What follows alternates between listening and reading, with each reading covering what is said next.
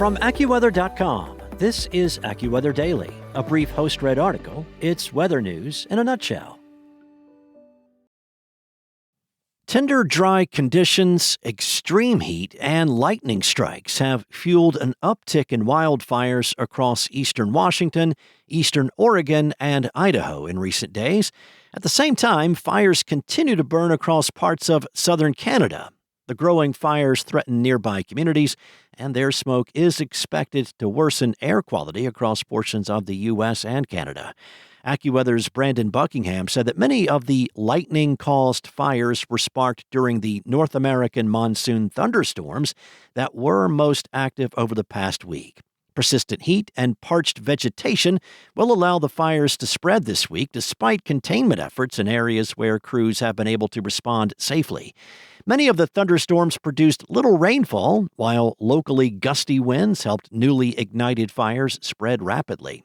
Buckingham said that one particularly active period occurred from July 22nd to the 23rd, when more than 8,300 lightning strikes were detected in Oregon alone.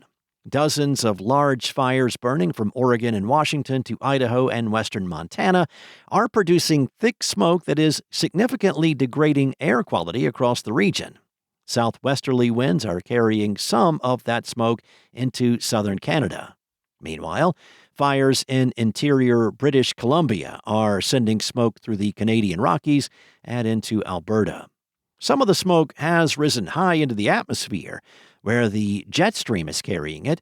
While the fast-moving winds help disperse the smoke, they also transport it across southern Canada and the northern tier of the central U.S. As the jet stream dips near the Great Lakes, some of the smoke loops back into parts of the northeastern U.S. There are still fires burning in western Ontario, but recent rainfall has reduced the size and intensity of some of the fires, limiting the amount of smoke reaching the Midwest and the Northeast. Most of the remaining smoke from these fires and the ones in the northwestern U.S. is staying high in the atmosphere, creating hazy skies rather than poor air quality at ground level.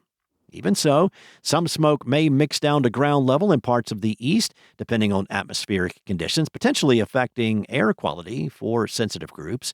The ongoing hot weather pattern will continue to promote wildfire growth, while sporadic monsoon thunderstorms, many of which produce little rainfall, will increase the risk of additional lightning-caused fires. Later on this week, a Pacific storm is forecast to sweep into the northwest.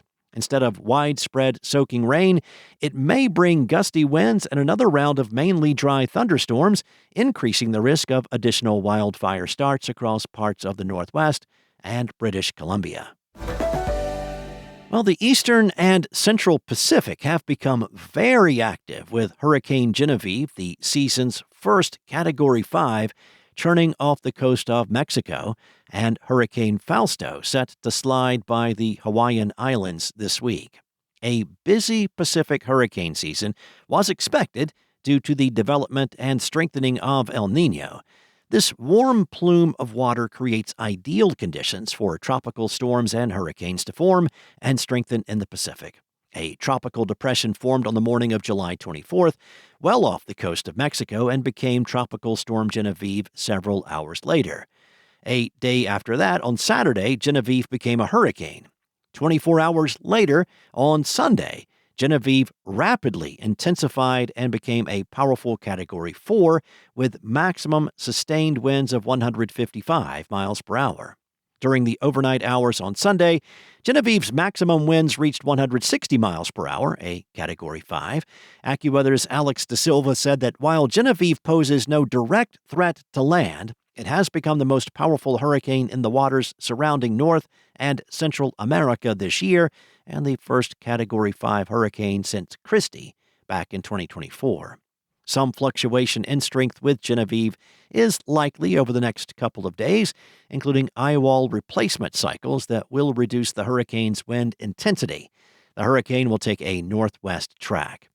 Genevieve should slowly lose wind intensity from mid to late week and become a tropical storm again by the end of the week. Massive swells generated by the powerful storm will extend outward from the center and reach the west coast of Mexico and California as sets of large waves that could pose some dangers to small craft and swimmers. Meanwhile, Fausto is forecast to pass north of Hawaii by midweek. As Fausto loses intensity over the rest of the week and passes northward, a plume of moisture may extend into the storm from the south, and the showers and gusty thunderstorms associated with it may tend to spread out. Now, Fausto still has enough wind intensity to send swells outward from the center, which will reach the north and northeast facing shores of the Hawaiian Islands in the form of large breakers, rough surf, and rip currents. More than 1,000 miles southwest of Hawaii, Tropical Storm Dolphin has formed in the middle of the Pacific. Numerous tropical storms and hurricanes are forecast for the eastern and central Pacific basins in 2026 due to the impacts of El Niño. That's all for now. You can find more regional forecasts and science-based articles at AccuWeather.com, and for your local forecast at your fingertips, download the AccuWeather app. Enjoy the rest of your day, stay weather aware, and I'll be back tomorrow with more from AccuWeather.